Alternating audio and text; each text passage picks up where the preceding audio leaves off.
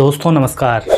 आज मैं एक बहुत ही संवेदनशील मुद्दे पे बात करने जा रहा हूँ और वो सच्चाई बताने जा रहा हूँ जो एक 7-8 साल के नन्हे बच्चे ने इस देश के मीडिया कर्मियों के सामने बिना किसी डर के उजागर कर दी।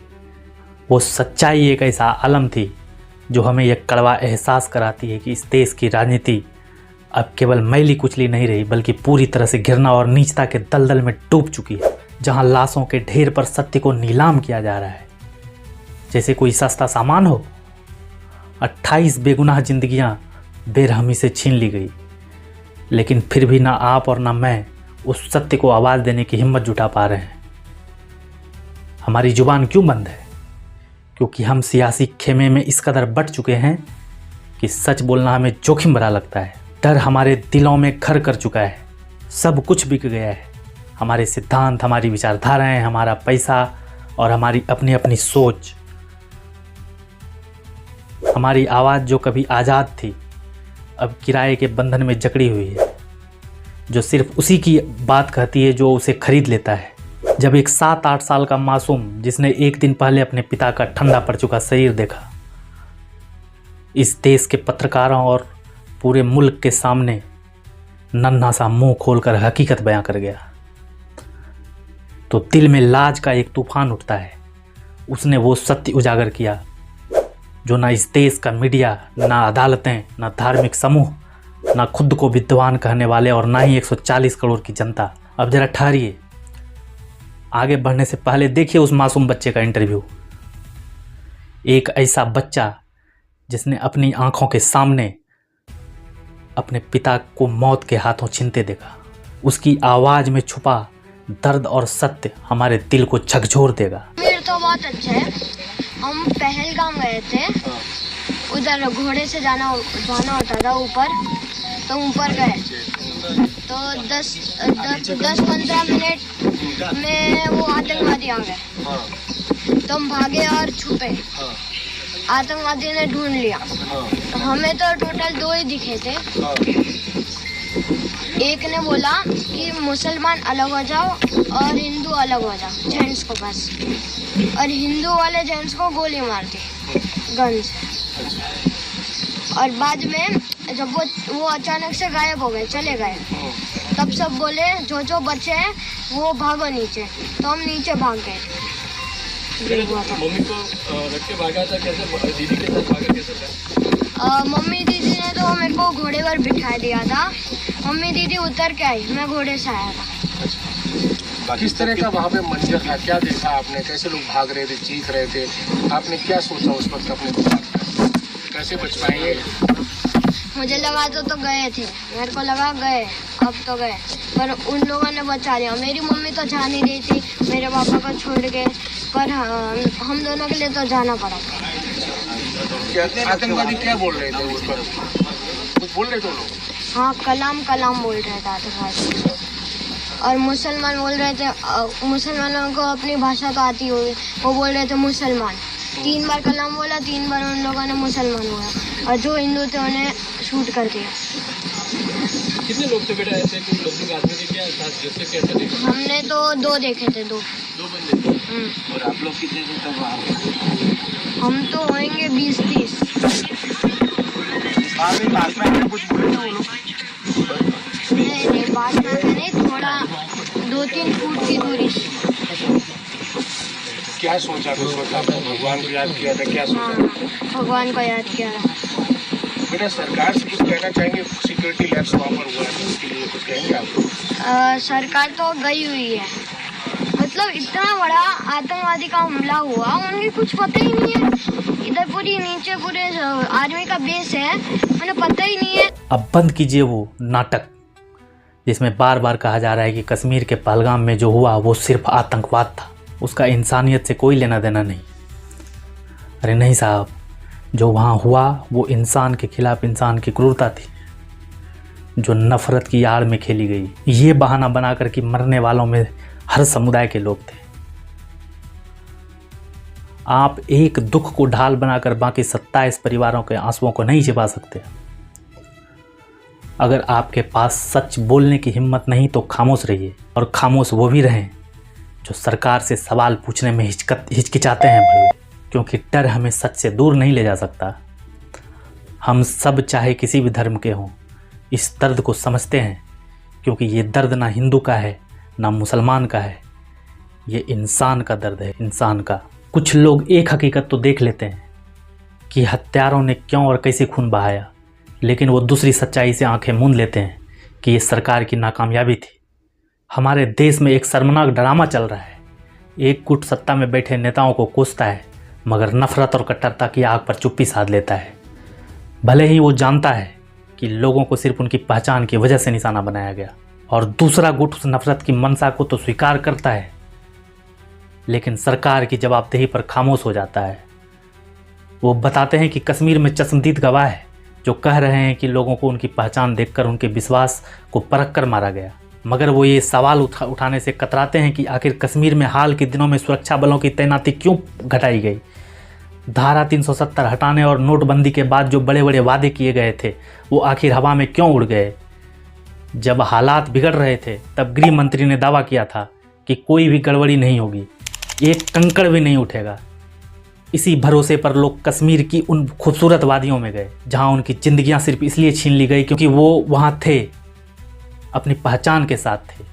सुनो ए देश की जनता, सुनो, अगर सच्चाई तुम्हें काटती है, तुम्हें चीर देती है तो चुप रहो, मगर खबरदार झूठा ढिंडोरा पीटने की हिम्मत की तो, क्योंकि अगर तुम इस मुल्क की तबाही को, इस दर्द को पहचानने से मुंह मोड़ रहे हो तो बताओ इसका हल कैसे निकालोगे। अगर तुम्हें जरा सी भी शर्म बाकी है तो तुम उस 7-8 साल के बच्चे की आवाज़ सुनो जो अपने बाप का लहूलुहान शरीर देख चुका है। क्या वो मासूम झूठ बोल रहा है? क्या वो औरत जिसने अपनों को खो दिया झूठी सिस्कियाँ ले रही है? और तुम क्या उसकी चीखों को भी किसी सियासी खेल का हिस्सा बता दोगे? अगर तुम्हारा दिमाग अभी भी यही सोच रहा है तो अपनी इस गंदी सोच को इंसानियत के कूड़ेदान में फेंक दो, क्योंकि अब बस बहुत हुआ। एक मासूम बच्चा इतना सा नन्हा टीवी कैमरे के सामने डटकर सत्ता और उनके क्रूर वासियों से सवाल ठोक देता है जिन्होंने उसका सब कुछ छीन लिया, मगर क्या उसकी वो चीख, वो पुकार ना उस गूंगी बहरी मीडिया ने सुनी, ना सत्ताधारी बीजेपी के मोदी शाह ने कोई उसका जवाब दिया। और तो और जब ये बच्चा अपने पिता के खून से सनी लाश का दर्द लिए सवाल कर रहा था, उसी वक्त देश के प्रधानमंत्री मोदी जी बिहार में बेशर्मी से चुनावी सभा कर रहे थे। बिहार के सीएम के साथ हंसी ठिठोली करते हुए शर्म नहीं आई उन्हें। शर्मनाक बात यह है कि वो बच्चा जिसने 2 दिन पहले अपने पिता को खो दिया, उसकी हिम्मत, उसकी समझ इस देश के तथाकथित पत्रकारों और बुद्धिजीवियों से कहीं ऊपर है। उस मासूम के चेहरे को देखो और अपनी इस बेशर्मी पर थूक लो, क्योंकि हमारी चुप्पी और उनकी नाकामी हमें धोखा दे रही है। सच को आवाज़ देनी चाहिए। आप देंगे या नहीं मुझे कुछ भी नहीं पता, मगर आज मैं खामोश नहीं रहूँगा, क्योंकि मुझे ना मोदी शाह ना किसी और नेता से कोई डर लगता है। आप मत बोलिए, आप चाहिए सत्ताधारियों और विपक्ष के तलवे चाटिए, मगर मैं वो चाटुकार नहीं बनूंगा। मैं सवाल करूंगा, चाहे दुनिया, समाज या सियासतदार जितनी बार मुंह फेरे, मैं अपनी नज़रें नहीं हटाऊंगा। मैं साफ साफ बिना डरे सच बोलूंगा, क्योंकि सच ना तेरा है ना मेरा, सच बस सच है। और सच ये है कि कश्मीर के पहलगाम में जहाँ लोग अपनी ज़िंदगी के हसीन पल बिता रहे थे, वहाँ खूंखार आतंकी मौत बनकर टूट पड़े। उन्होंने लोगों को उनकी पहचान के आधार पर बांट दिया, एक तरफ वो, दूसरी तरफ वो। कुछ को अपनी आस्था साबित करने को मजबूर किया। जो उनकी शर्तों पर झुक गया वो बच निकला, जो डटा रहा उसे घेर कर लाइन में बिठाकर बेरहमी से गोलियां मार दी गई। उन दरिंदों ने सिर पर कैमरे बांध रखे थे ताकि उनकी हैवानियत रिकॉर्ड हो, ताकि उस जहर को किसी और को भड़काने के लिए इस्तेमाल किया जाए। उन्होंने मर्दों को निशाना बनाया, औरतों और बच्चों को छोड़ दिया। यही है वो काला सच जिसे नकारने की जुर्रत मत करना। एक सच वो था खूंखार आतंकियों की वो बर्बरता, और दूसरा सच उस सरकार का जो बेखबर नकारा खड़ी थी। वो सरकार जिसने कश्मीर को सुरक्षित होने का तगमा दिया था। वो गहरी नींद में सो रही थी जब आतंकी बेस कैंप के ठीक पास लोगों को उनकी पहचान के नाम पर जलील कर रहे थे। उन्हें घेर कर एक एक करके गोलियां मार रहे थे। यही है वो नंगा कड़वा सच। बाकी सब कुछ सत्ताधारी बीजेपी के मोदी शाह का ढोंग, उनकी चाटुकारों की चापलूसी सिर्फ सियासी नौटंकी है। मुझे ना इन नेताओं से डर है ना इनके झूठ से। मैं सवाल करूंगा चाहे ये सत्ता कितनी बार मुंह फेरे। आज आधा देश इधर बटा आधा देश उधर बटा, दोनों अपने अपने सच की रट लगाए, बाकी सबसे आंखें मूंदे बैठे हैं। उस मासूम बच्चे ने जिसने अपनी आंखों से वो खौफनाक मंजर देखा, जो सुना वो बयां कर दिया, मगर तुम क्या कर रहे हो? तुम उसकी पुकार सुनकर भी पूरा सच बोलने से कतराते हो। शर्म नहीं आती तुम्हें? बोल नहीं सकते तो चुप रहो। ये ढोंग मत करो कि इस खून खराबे का इंसानियत से कोई वास्ता नहीं। एकता के नाम पर 28 लाशों का सौदा मत करो। कोई बेवकूफ़ नहीं है। हर शख्स जानता है कि ये हमला इस मुल्क पर नहीं, लोगों की पहचान पर था। इस नफरत की साजिश को छिपाने की कोशिश कर रहे हो तो सुनो, तुम देश के सबसे बड़े गद्दार हो। तुम जहर को मरहम बताकर बांट रहे हो। मैं ना सत्ताधारी बीजेपी के मोदी शाह से डरता हूँ ना उनके चाटुकारों से। आज पहलगाम की उन गलियों में ना कोई तामझाम था ना कोई शोर शराबा, फिर भी लोगों को उनके नाम पूछकर उनकी ज़िंदगी की किताब पढ़कर बेरहमी से कत्ल कर दिया गया। अब बताओ कौन सा नया बहाना ढूंढोगे उस खून के खेल को छिपाने के लिए? हाँ, ये सच है कि वहाँ एक इंसान ने अपनी जान पर खेल कर दूसरों को बचाने की हिम्मत दिखाई। वो एक चमकता हुआ सितारा था और है। लेकिन सच ये भी है कि ना हर कश्मीरी ना हर दिल इस खून खराबे का हामी है। सच है कि इंसानियत का पैगाम नफरत नहीं मोहब्बत है। आतंक का ना कोई रंग होता है ना कोई मजहब, लेकिन उतना ही काला सच ये है कि जिन्हें मारा गया उनकी पहचान को निशाना बनाया गया था। अगर वो उन हैवानों के शर्तों पर झुक जाते तो शायद आज सांस ले रहे होते। इस हकीकत को झुठलाने की हिम्मत मत करना, वरना तुम इंसानियत के दुश्मन हो। दूसरा सच उस सत्ते का जो नाकाम और बेपरवाह खड़ी थी। गृह मंत्री उसी दिन कश्मीर दौड़ते हैं, प्रधानमंत्री विदेश सैर रद्द कर भाग आते हैं, कश्मीर के नाम पर बड़ी बड़ी कूटनीतिक बातें, पाकिस्तान से पुराने करार तोड़ते हैं। मगर सवाल अब भी जिंदा है, जब गोलियां बरस रही थी तब खुफिया तंत्र कहाँ सो रहा था? विदेश नीति की वो बड़ाई कहाँ गुम हो गई? सीमा की सुरक्षा का ढोल कहाँ गायब था? सच ये भी है, सच ये है कि लोग मारे गए वादों के बाद, भरोसे के बाद, और हम और आप प्रेस कॉन्फ्रेंस, टीवी की बकवास, सरकारी बयानें और देश विदेश की सियासी खींचतान में उलझकर खाक हो गए। सत्ता ने सब कुछ बिगाड़ दिया, यही कड़वा सच है। अगर वो अपनी जिम्मेदारी निभा पाती तो वे बेगुनाह जो मारे गए वो लोग आज जिंदा होते। सुनो, वो 7-8 साल का नन्हा बच्चा चीख चीख कर कह रहा है, कौन सी सरकार? इन सत्ताधीशों को तो कुछ खबर ही नहीं है। नीचे बेस कैंप में फौज खड़ी है, मगर ऊपर बस 3-4 सिपाही रख देते तो क्या ये खून खराबा होता?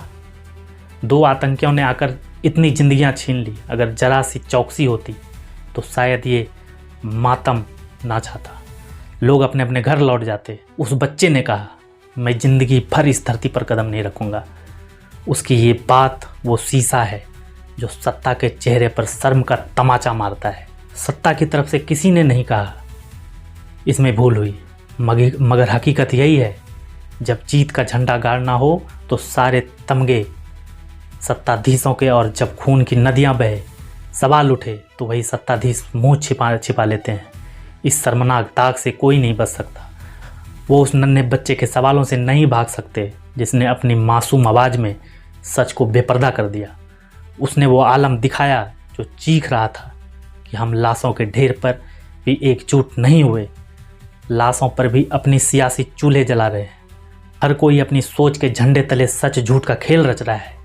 हम सच बोलने से डरते हैं, वो सच जो एक 7-8 साल के मासूम ने अपने बाप को खोने के दर्द में कैमरे के सामने बेपरवाह उगल दिया।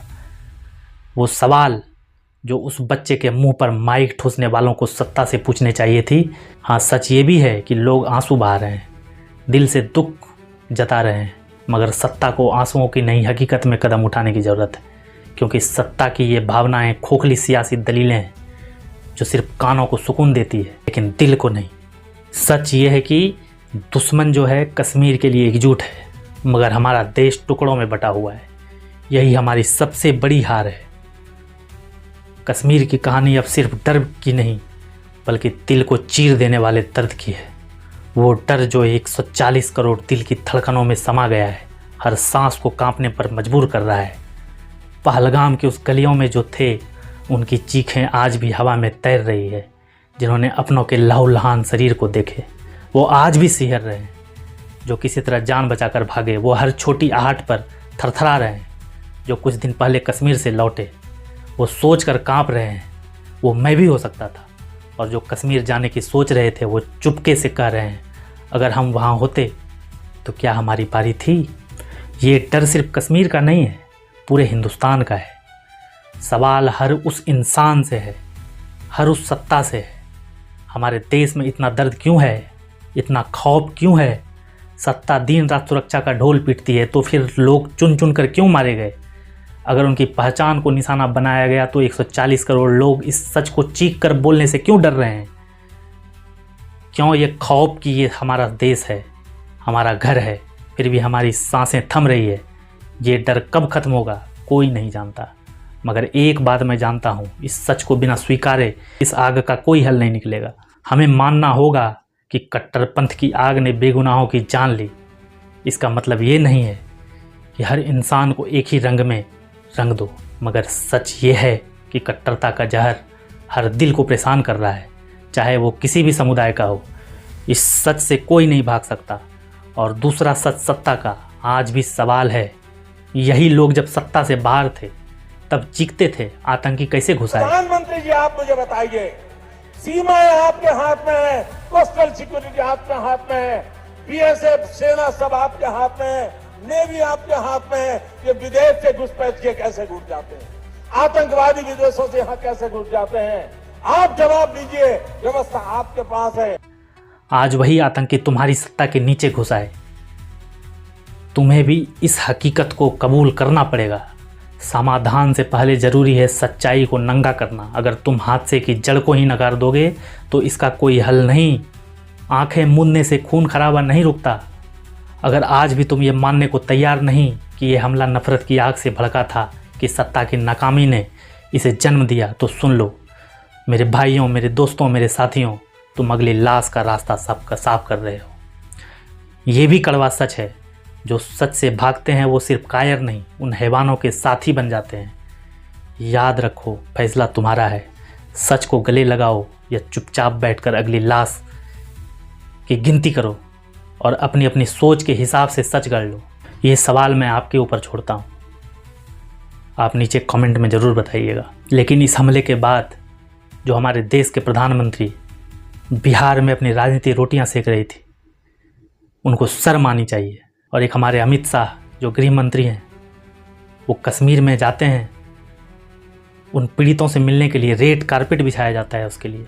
क्या आप उस हमले में मारे गए परिवार के दुखों को समझेंगे और उनसे मिल पाएंगे? बहुत बहुत धन्यवाद साथियों। लेकिन सोचिएगा ज़रूर, क्योंकि अगली बारी आपकी भी हो सकती है।